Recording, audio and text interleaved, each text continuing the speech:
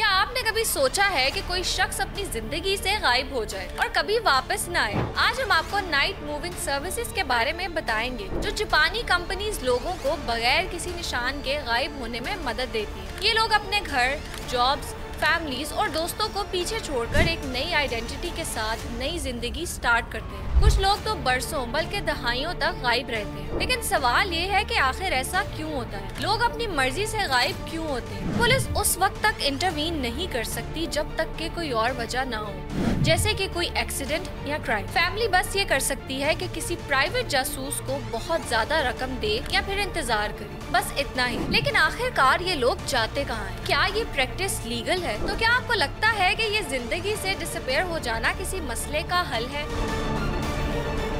क्या आपने कभी सोचा है कि कोई शख्स अपनी जिंदगी से गायब हो जाए और कभी वापस न आए? जी हाँ, ये कोई फिल्मी कहानी नहीं बल्कि जापान की हकीकत है। आज हम आपको नाइट मूविंग सर्विसेज के बारे में बताएंगे, जो जापानी कंपनीज लोगों को बगैर किसी निशान के गायब होने में मदद देती है।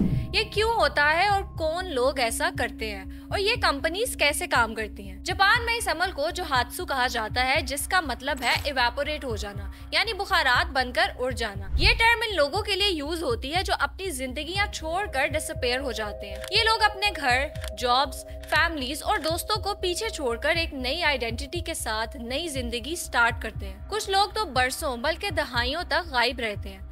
लेकिन सवाल ये है कि आखिर ऐसा क्यों होता है? लोग अपनी मर्जी से गायब क्यों होते हैं? जोहात्सु की टर्म सबसे पहले ऐसे लोगों के लिए यूज की गई जिन्होंने 60s में लापता होने का फैसला किया था।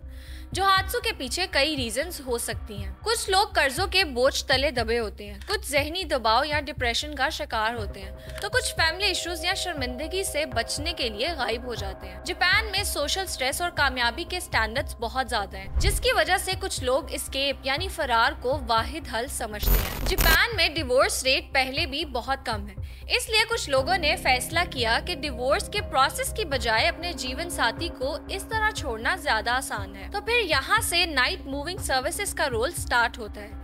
ये कंपनीज लोगों को खामोशी से गायब होने में मदद देती हैं। वो रात के अंधेरे में आपके सामान को पैक करती हैं, आपको नए घर तक पहुंचाती हैं और यहाँ तक के नई आइडेंटिटी बनाने में भी मदद देती हैं। इन सर्विसेज की कीमत हजारों डॉलर्स में होती है, लेकिन जो लोग अपनी जिंदगियां बदलना चाहते हैं वो इसे एक्सेप्ट कर लेते हैं। यहाँ प्राइवेसी को केयरफुली प्रोटेक्ट किया जाता है। लापता अफराद एटीएम से फ्रीली अमाउंट विड्रॉ कर सकते हैं और इनके family members in security videos तक एक्सेस हासिल नहीं कर सकते, जिनमें वो घर से भागने के बाद नजर आ सकते हैं। और पुलिस उस वक्त तक इंटरवीन नहीं कर सकती जब तक कि कोई और वजह ना हो, जैसे कि कोई एक्सीडेंट या क्राइम।